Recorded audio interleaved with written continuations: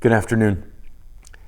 If you drive past an accident on the side of the road, you probably feel for the person that was in that accident. If it's just a minor collision, you see two cars sitting there and the people are all standing around, they're looking at the cars and they're exchanging information with each other. You feel for that because you know, boy, I'm glad I'm not in that situation. I wouldn't want to be facing those circumstances. To know that you have to call the insurance company, you have to get their information, you have to get the car fixed.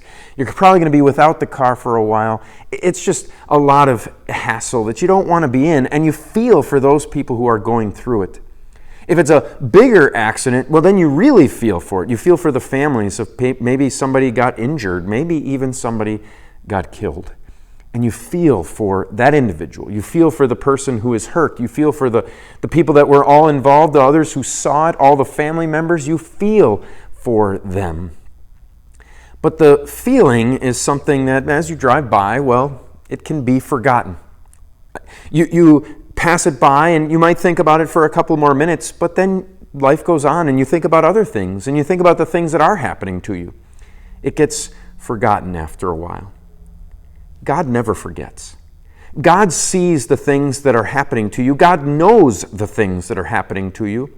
And He knows what's going to happen to you in the future. And He never forgets. He never stops thinking about it, and He doesn't stop feeling for you. In fact, when Jesus came into this world, He went through the very same things that you and I go through. He felt them in His own person. That was part of the reason why He had to come and be a human being as well as true God, so that He would know personally and be able to sympathize with us. But Jesus knows, and God knows exactly what it is that we're going through. He feels for us, and He's the one that takes steps to make us feel better. He's the one who takes steps to save us. Listen to the prophet Isaiah, chapter 63, verse 9. In all their anguish, He felt anguish, and the angel of His presence saved them. In His love and in His pity, He Himself redeemed them, and He took them up and carried them all the days of old. It wasn't the people who were feeling anguish that were able to rescue themselves.